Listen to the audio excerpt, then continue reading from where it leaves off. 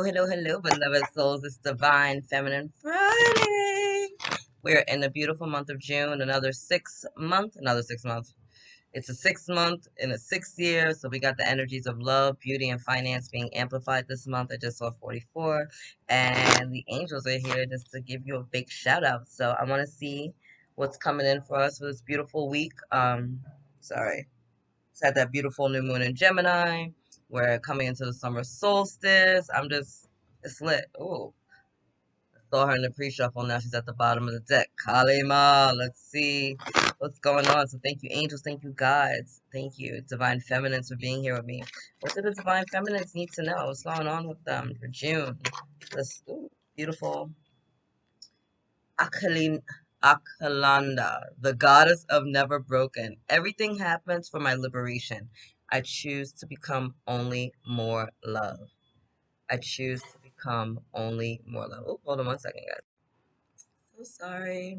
Anyway, the goddess of the never broken. I choose to become only more love. I love this energy because it's just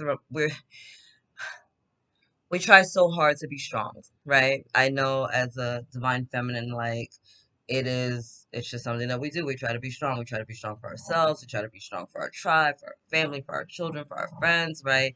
And we're always exuding all of this strength for everyone else.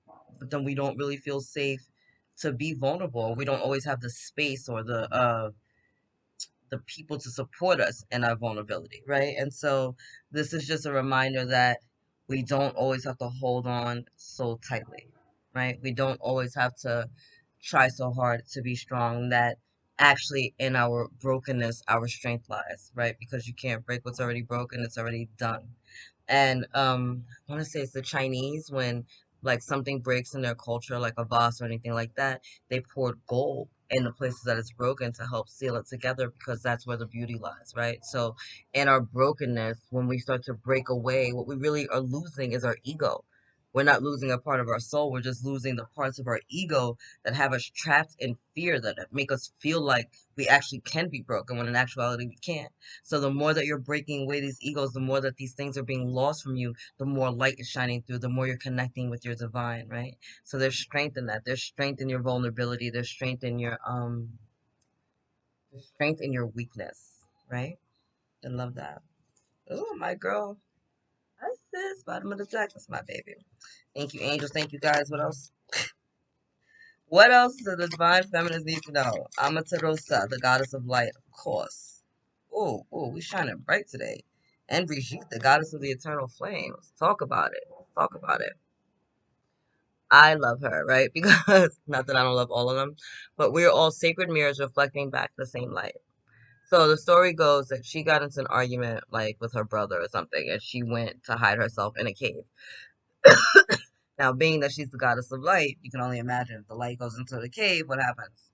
The world goes dark, right? So they needed to bring this beautiful being of light back out. They put a mirror in front of her cave, and there's another, I believe, goddess in front of the cave that is like laughing or joking or whatever. And the merriment and the delight of the laughter was enough to draw her out of the cave, to kind of be like, oh, what's going on? Like, who's having so much fun? And coming out of the cave, in the mirror, she saw a reflection, this beautiful light, right? And then she realized that this was actually her own light being reflected back, and she comes back out. So one, it's a reminder that sometimes we do need to separate our light from people in order to heal and to grow and just to be one with our own energies. But in doing so, remembering that as beings of light, most of us are beautiful light workers. If you're here, when you take your light into the cave, you darken the world around you, right? And sometimes it needs to be another being of light that can draw you out of the cave, that can remind you of your own light, of your own goodness, of your own joy, right?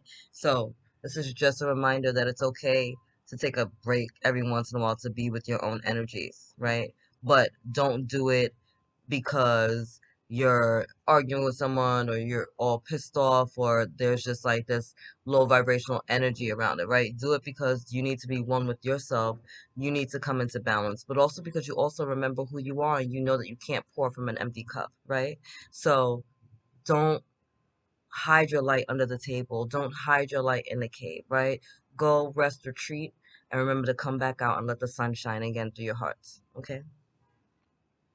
Brigitte, the goddess of the eternal flame. I am an eternal flame, and each day my light grows brighter. Each day my light grows brighter. That's who you are, divine feminines. A brilliant, beautiful being of light, shining for the world to see, right? Coming through with all your light, being the most beautiful, magnificent person that you could possibly be. Brigitte, they said, created the whistle, right? There was a person walking in the dark in the forest at night, and she created the whistle to let them know that they weren't alone, right? And so that's a reminder in all of this that you are not alone, and maybe some of you are going to be hearing whistles. I heard the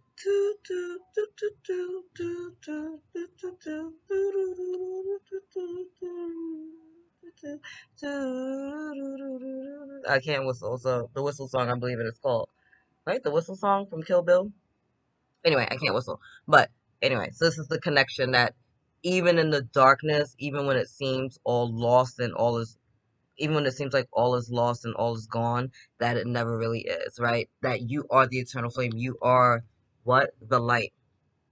You are the light in all that you are. I love it. Pull one more and then we're gonna get a soul's journey oracle for you. Ooh, ooh.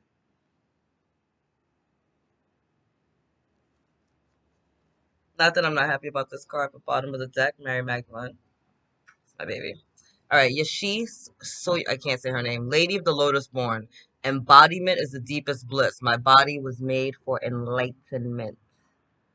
My body was made for enlightenment. That's who you are, divine feminine. Be one with your body. Love every part of your physical vessel. And I mean every part of your physical vessel. Whether you're gender male or gender female, it doesn't matter. This is about you loving on you. This is about you embodying the light. This is about you remembering that you are the light. Look at this. The eternal flame shining bright in the darkness, right? The goddess of light. Like all of this is just a reminder of you and your brilliance.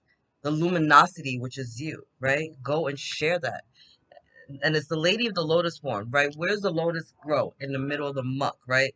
Like dirty, disgusting, gross, gross, gross, gross, gross. And then here comes like the most beautiful, precious, pristine flower that you're ever gonna see in the middle of this garbage, in the middle of this disgustingness, right? So don't forget that, like in the middle of everything that's going on, in the middle of this upheaval in this world and all the crap that comes along with it, you are still a beautiful, like gorgeous, pristine lotus, right? With your petals just expanding wide and just flowing to all that you are. It's a gorgeous thing. I love it. I love it. I love it. My girl, Mary Magdalene, bottom of the deck. So you have the beautiful Ascended Masters joining you again. The Apostle to the Apostles. I am the bridge between heaven and earth. I am fully human and fully divine. I am the bridge between heaven and earth. I am fully human and fully divine. This is who you are, divine feminines, right? This is who you are. You're here to be a reflection of heaven. You're here to bridge those energies. You're here to show people the divine feminine Christ energy is coming back onto this planet to help balance things out and to help get us into alignment with the truth of who we are. It's time to activate the divine feminine powers that you are. It's time to be the light bearer that you were created to be. It's time to stop being embarrassed by the parts of you that you feel are broken and gone, and to know that that's where your strength lies. That's where the beauty lies. That's where the gifts lie, right? In the things that are dormant, in our pains, in our traumas, or where our gifts are, where our miracles, or where our blessings are. Tap into it. Go get it. All right. Thank you. Ooh. Death. I am learning that endings are merely beginnings. We've been having a lot of this energy going wrong, right? That full moon in Scorpio was not a joke for anybody at all. Scorpio, and what's Scorpio about? Death and rebirth, right?